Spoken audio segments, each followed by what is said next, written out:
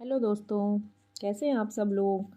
चलिए शुरू करते हैं आज का टॉपिक। आज का टॉपिक है आपका पृथ्वी का वायुमंडल। ठीक है, आपको मैंने जो लास्ट टॉपिक था उसमें पढ़ाया था कि जो वायुमंडल है उसके 5 पार्ट होते हैं। पहला है आपका शोभ मंडल, सेकंड समताप मंडल, मध्य मंडल, आयन मंडल और बाह्य मंडल।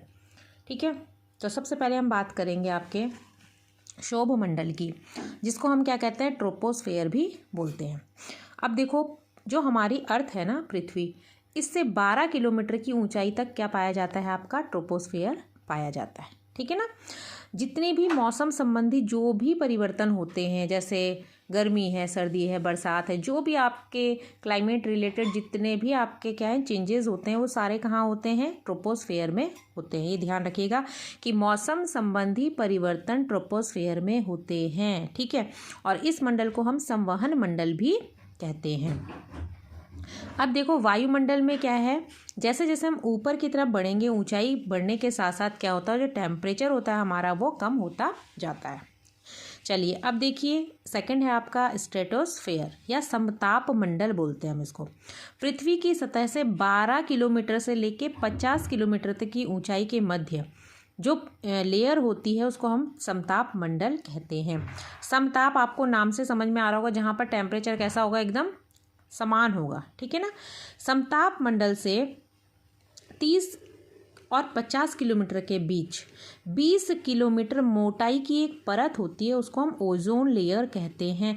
यहाँ पे से क्वेश्चन आता है कि ओजोन लेयर कहाँ पाई जाती है, कौन से मंडल में, तो आप लिखेंगे स्ट्रेटोस्फेयर है, समताप मंडल में ओजोन लेयर पाई जाती है। ठीक है ना। ठीक है, जो समताप मंडल है वो आपका 30 किलोमीटर से 50 किलोमीटर के मध्य फैला हुआ है, और इसी के अंदर 20 किलोमीटर मोटाई की एक परत है, जिसको हम क्या कहते हैं, ओजोन लेयर कहते हैं।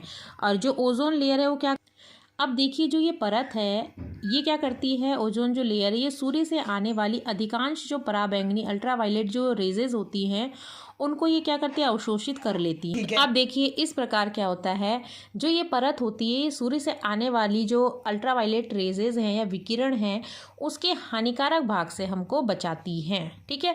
अब देखिए, जो ओजोन लेयर है वो कहाँ पाई जाती है, समताप मंडल में पाई जाती है। और जो एरोप्लेन्स होते हैं ना, हवाई जहाज, वो भी कहाँ उड़ते हैं, समताप मंडल में ही उड़ते हैं। ध्यान रखिएगा, ये दोनों क्वेश्चन यहाँ से बहुत ज़्यादा पूछे जाते हैं।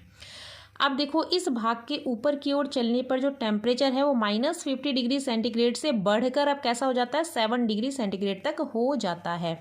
ठीक है, आप इसे ध्यान से देखिएगा, फिजिक्स का टॉपिक है, ये भी ध्यान रखिएगा, ये जनरल जीके का भी है और फिजिक्स का भी टॉपिक है, इसे ध्यान से पढ़िएगा। इसके बाद आती है आपकी मेसोस्फेयर।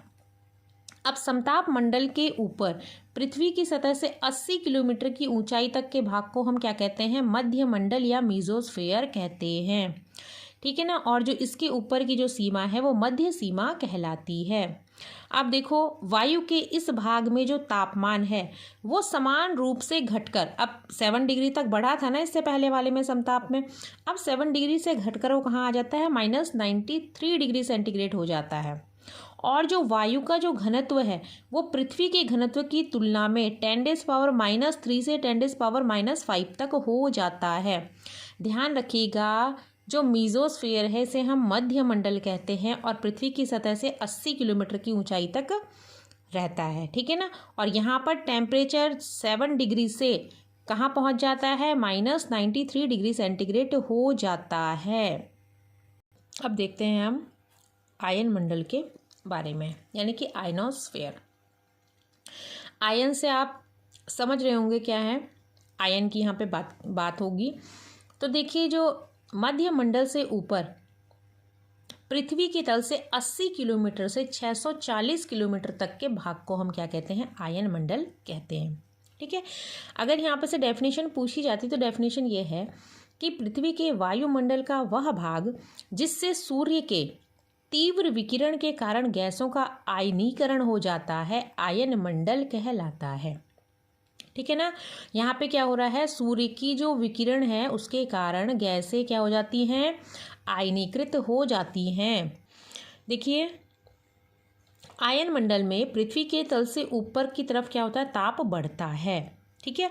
और आयन मंडल के इस भाग को हम क्या कहते हैं, ताप मंडल भी कहते हैं। अब यहाँ पे क्या है, इस भाग में जो सूर्य से आने वाली पराबैंगनी तथा जो एक्स रेजेज होती हैं वो क्या करती हैं, आयन उत्पन्न करती हैं। ठीक है, क्या होता है यहाँ पर, जो सूर्य से आने वाली पराबैंगनी तथा एक्स किरणें होती हैं वे क्या करती हैं, आयन उत्पन्न करती हैं। जब आयन उत्पन्न होंगे तो क्या होगा, अधिकांश मुक्त इलेक्ट्रॉन तथा धन आयन्स बन जाते हैं। ठीक है ना। इलेक्ट्रॉन पे आप सबको पता है नेगेटिव चार्ज होता है। ठीक है, नेगेटिव और पॉजिटिव चार्ज में बदल जाएगा कौन, क्या बनेंगे, ये आयन्स बन जाएंगे। अब देखो, पृथ्वी के पृष्ठ से 130 किलोमीटर की ऊंचाई पर इलेक्ट्रॉन की जो सांद्रता है वो बहुत अधिक बढ़ जाती है और कई किलोमीटर अगर ऊपर चले गए तो क्या होती है, विस्तरित होती जाती है। अब यहाँ पे एक चीज़, ये लास्ट के जो 4-5 जो पॉइंट्स हैं इनको ध्यान से पढ़िएगा कि इलेक्ट्रॉन की एक यहाँ पर परत होती है जिसको हम कैनेली हैवीसाइड परत बोलते हैं। तो ये कहाँ पाई जाती है, इलेक्ट्रॉन की जो परत है कैनेली हैवीसाइड परत, ये आयन मंडल में पाई जाती है। इसके बाद 300 किलोमीटर की ऊंचाई तक इलेक्ट्रॉन सांद्रता क्या होती है, घटने लग जाती है।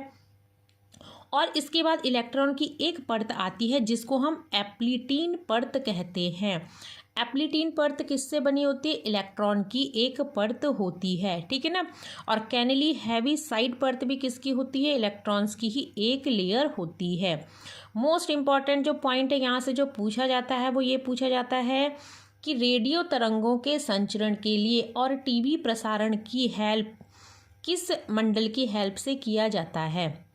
तो यहाँ पर आएगा आयन मंडल की हेल्प से। ठीक है ना। आयन मंडल इसके लिए क्या है, हेल्पफुल होता है, यानी कि आयनोस्फेयर। चलिए अब आज का टॉपिक यहीं पे समाप्त करते हैं, मिलते हैं आपसे नेक्स्ट वीडियो में।